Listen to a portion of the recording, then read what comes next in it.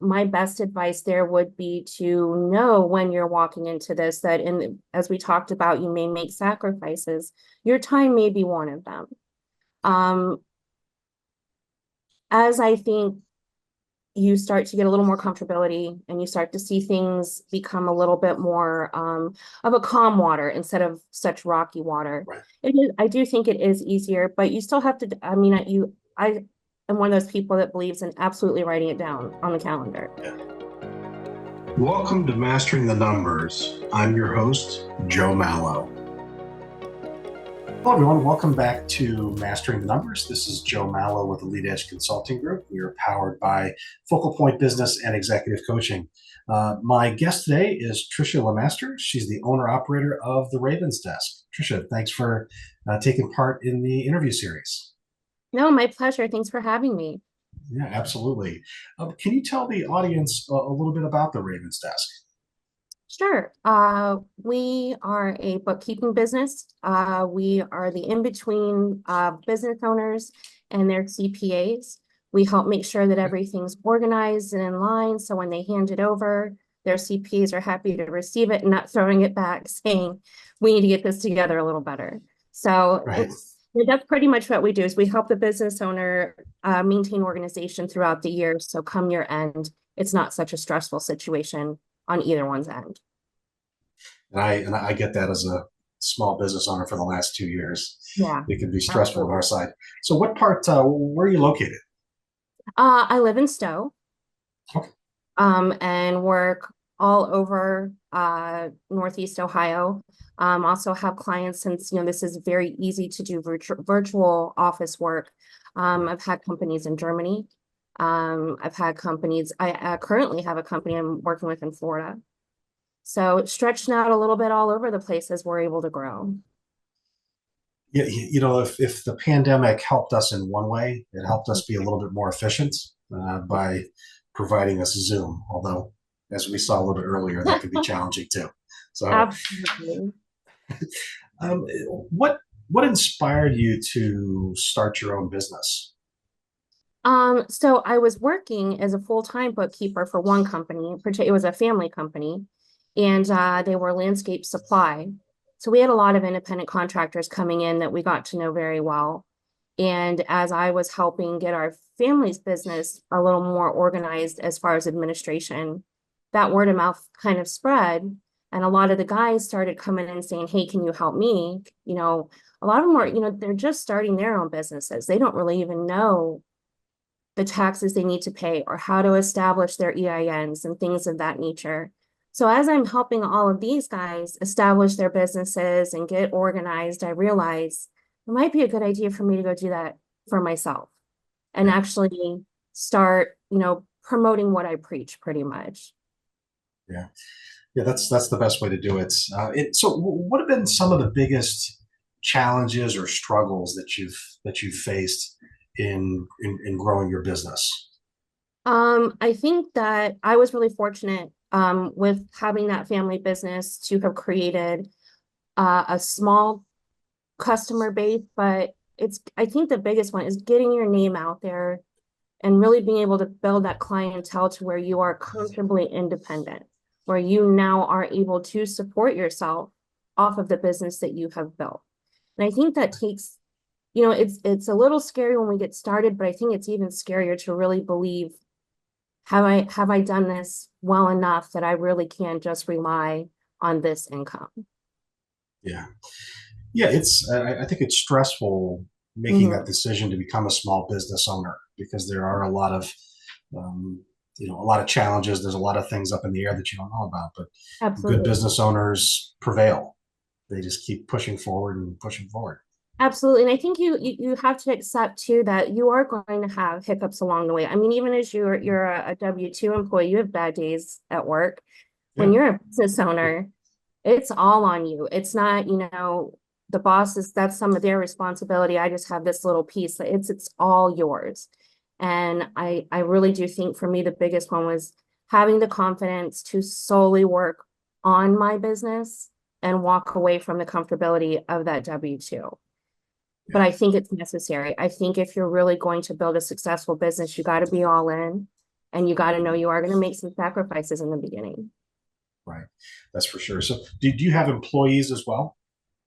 I have one employee right now, and it just so happens it is my 17-year-old daughter who also wants to get into learning finance and maybe even take it a step further than me, possibly CPA or tax attorney, things like that.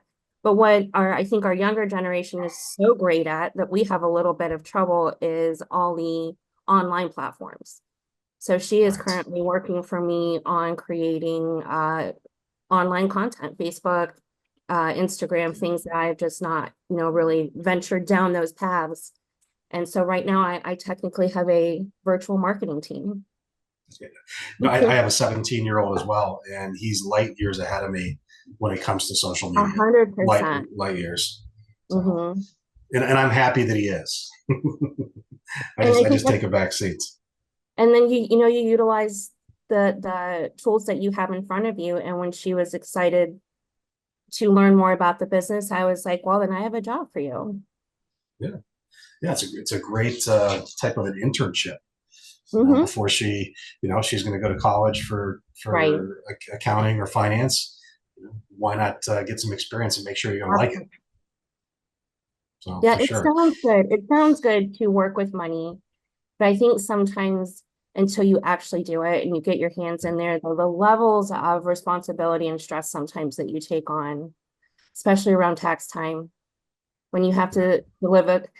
I used to do year end. I got out of doing year end because people almost take it personal. And it's like all we're doing is abiding by the laws here. I actually like the more where I'm working with the business owners on a month-to-month basis, helping them see, hey, maybe we do something different in the next quarter so you're not looking at paying so much at the end of the year versus being that person that just hands them the bad news. So he did that part. So I don't do that part anymore. Yeah, taxes are stressful, I think, Mm-hmm. for everyone, especially small business owners. So with the business that you started, is there anything that you would have done differently? Not a different career path, but just in Sure. growing your current business. There's a lot of things that I look back on. I wish that I would have done it sooner. I wish that I would have, and like I said, that confidence hurdle is a big one. You got to really, know your worth. And it took me a minute to work up that courage. But hindsight's 2020. You look back and of course you're like, oh, I wish I would have gone for it sooner. I'd be leaps and bounds of where I am now. But I think that's my biggest one is probably I would have done it sooner.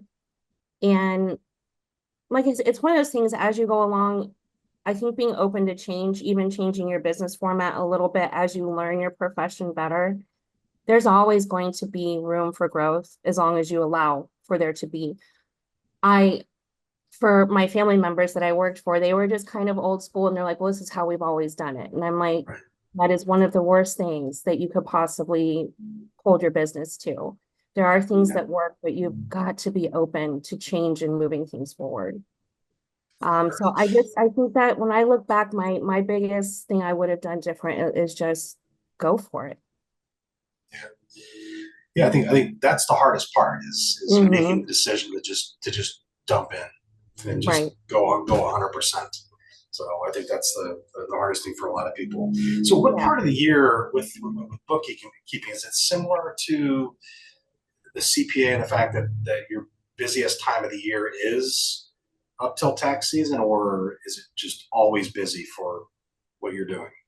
You tend to stay busy because you will have projects. You will have people that, you know, I've had some people up to even 3 years. They have not done any of their books. They haven't done any of their taxes.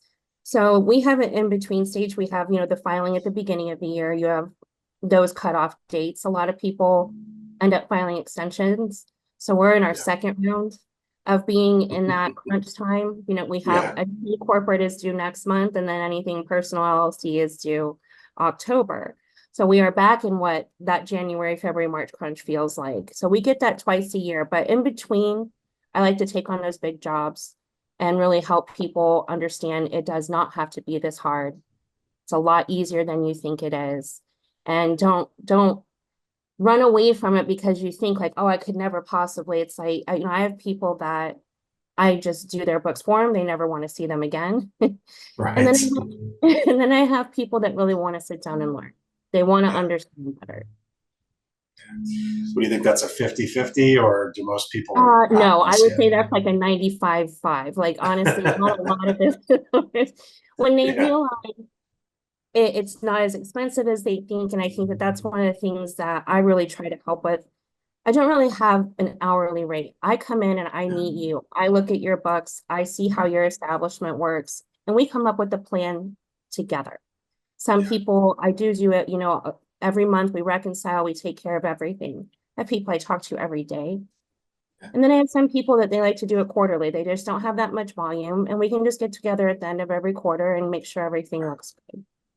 Right. But most Yeah. people want nothing to do with it. Right. Right. Including me.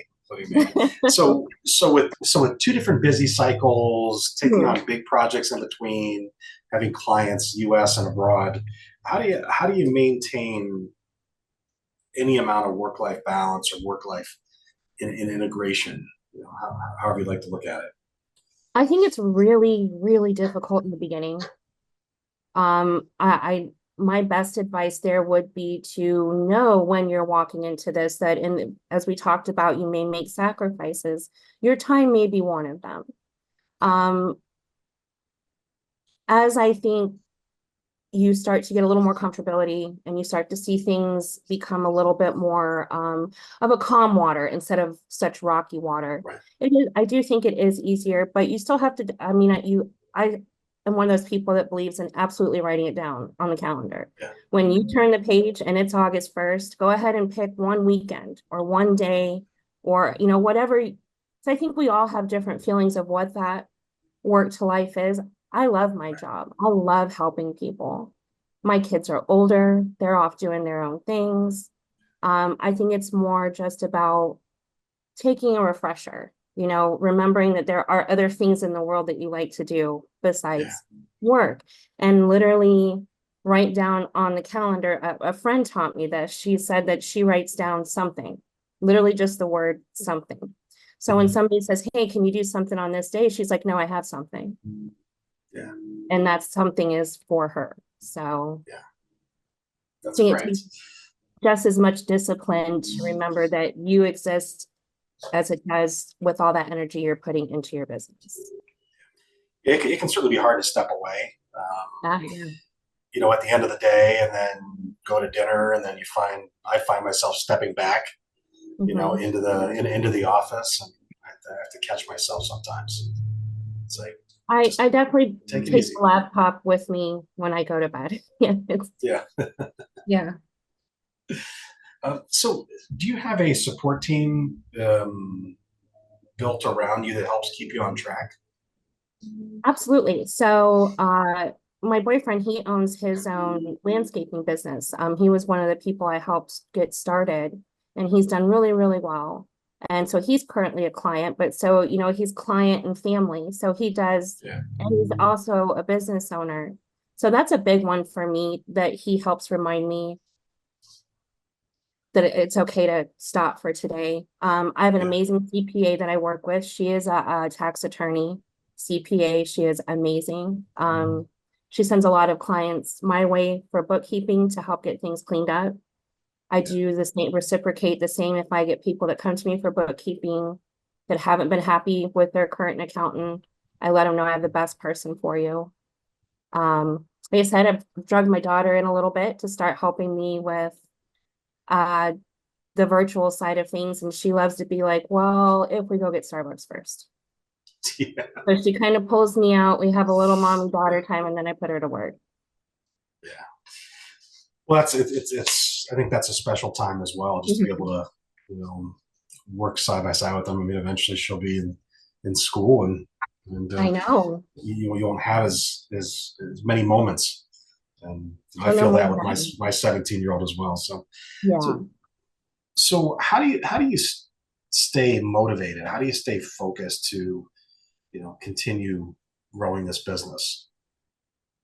I think there's two big things for me. Number one is the amount of support I get from my family. They're all really proud of what I've been able to accomplish. I would not have been able to do it without their support.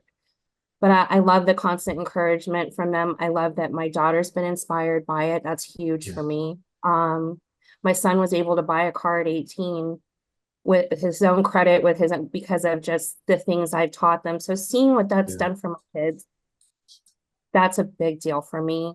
yeah, And on the other end, with my business owners, they're so appreciative of the help. They're so appreciative when they try to go get a loan and they're like, well, hey, we need all this paperwork. And they come to me and they're freaking out. And I'm like, I'll send it to you in 5 minutes. This is why we work on this stuff every day. It's all ready to yeah, go. yeah, They're so grateful. So I think those ends, just the fact that the work that I do really seems to help these business owners. And I watch them every day as well work so hard on their own businesses. right. I think that's a huge motivating factor too. Yeah. Yeah. I mean, helping people in general tends to Hmm. bring a lot of satisfaction. So how do you stay ahead of the competition? I'm sure there's other, bookkeepers in the area. How do you stay ahead of the pack? So I think with bookkeeping, it's kind of like one of those things. I don't know if you've ever noticed how many landscaping crews are on the road every day. I mean, Yeah. I can't even keep up with how many are starting up. But it's okay because no one landscaper can take care of all the yards in Northeast Ohio, right? Right. Same for, Right. I think, bookkeeping. One bookkeeper cannot keep up with the amount of need that there is with all of it. I find a lot more that we're colleagues more than we're competition. Yeah. I find a lot of times that there are certain businesses that I have other bookkeeping friends are like, Trish, I don't really understand this business. Would you want to take this one over for me? So vice Yeah. versa, things that I'm not especially the best at. But I also think that the way that I go about it, I don't, like I said, have a hard set hourly rate. I come in and we streamline an idea that is going to work for that business owner and myself. We come up with a plan and a price together. And there have been times where I've let them know there's no possible way with your volume I could work for what you're willing to be able to pay for a bookkeeper. Yeah. You may want to look into bringing somebody on staff as a W-2, Right. maybe an office administrator such as that. So I think that's one of the biggest things is I don't just go in, this is my rate, take it or leave it. Like, let's get together and see if we are a fit. Yeah. Yeah. Yeah. I think it's more important to make sure that you're a fit than it is to just take Mhm. on a client. So, Absolutely. because then you usually start regretting that, or the client starts regretting that. So, where do you see the company in the next 12 to 36 months? I'm at one of those kind of pivotal points where I do have to decide, do I want to bring on staff and continue to grow? Or am I very comfortable being as personal as I am with the clients that I have making an income that I'm making? Right. And I think that's a big decision. And those of us that are fortunate enough to get to a point where our business has grown that way, um, as I talked about before, my boyfriend having his landscaping company 2 years ago, we were in that same place and he did decide to bring on staff and it has been great for him. Yeah. One of my concerns is my clients trust me a lot. I have access to all of their finances, and that's going to be a hard one for me to bring somebody in and be able to trust them as much Right. as I know that I would never do anything of that nature to put the stories that we have heard and the things that have happened to people. And some of the people that have even come to us saying, hey, this is what happened with our last accountant, our last bookkeeper. This does Yeah. happen. And that I think is my biggest pivotal thing that I'm trying to figure out right now. Do I really want to vet and try to trust somebody and grow a little bit more? Or am I happy with my one woman two women Yeah. operation Right. at this point? Yeah. I am very much trying to decide that. Yeah. Yeah. It's a lot of responsibility to bring on employees, Mhm.